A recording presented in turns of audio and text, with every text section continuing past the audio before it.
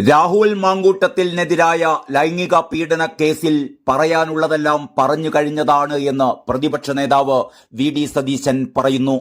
ഇരയ്ക്കെതിരായ cyber ആക്രമണങ്ങളിൽ കോൺഗ്രസിന് ബന്ധമില്ലെന്നും VD. Satheesan വ്യക്തമാക്കി. ശബരിമലയിലെ സ്വർണം മോഷ്ടിച്ച കുറ്റവാളികൾക്കെതിരെ നടപടിയെടുക്കാത്ത CPM കോൺഗ്രസിനെ ക്രൂശിക്കാൻ ശ്രമിക്കുന്നു എന്നും സതീശൻ ആരോപിച്ചു. കൊലപാതക കേസുകളിൽ ഉൾപ്പെട്ടവരും ലൈംഗിക അതിക്രമ കേസിൽ ഉൾപ്പെട്ടവരുമൊക്കെയാണ് CPMന്റെ സ്ഥാനാർത്ഥികൾ.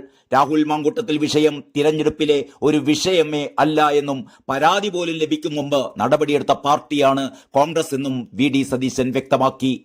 ഇരയ്ക്കെതിരായ സൈബർ ആക്രമണത്തിൽ പാർട്ടിക്കൊരു ബന്ധവുമില്ല. പാർട്ടിയിൽ നിന്നുള്ളവരാണ് എങ്കിൽ നടപടിയെടുക്കും. എന്നാൽ അതൊന്നും പാർട്ടിയിലുള്ളവരല്ല. സൈബർ ആക്രമണം നടത്തുന്നത് CPMന്റെ രീതിയാണ്. ഇരയുടെ ഐഡന്റിറ്റി വെളിപ്പെടുത്താൻ കോൺഗ്രസ് നേതാക്കൾ മുന്നിട്ടിറങ്ങി എന്ന ചോദ്യത്തിൽ മാധ്യമപ്രവർത്തകരെ വി.ഡി. സതീശൻ വിമർശിച്ചു.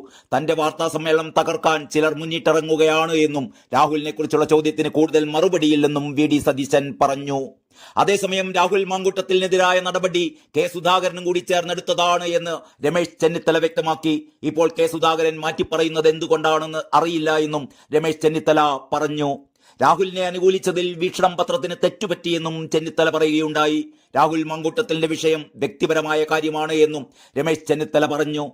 തദ്ദേശ തെരഞ്ഞെടുപ്പിൽ കോൺഗ്രസിന് അനുകൂലമായ അന്തരീക്ഷമാണുള്ളത് എന്നും രാഹുൽ വിഷയം തിരഞ്ഞെടുപ്പിനെ ഒരു തരത്തിലും ബാധിക്കില്ലെന്നും തിരഞ്ഞെടുപ്പാകുമ്പോൾ ഇങ്ങനെ പലതും വരുമെന്നും കെ.സി. വേണുഗോപാൽ പറഞ്ഞു.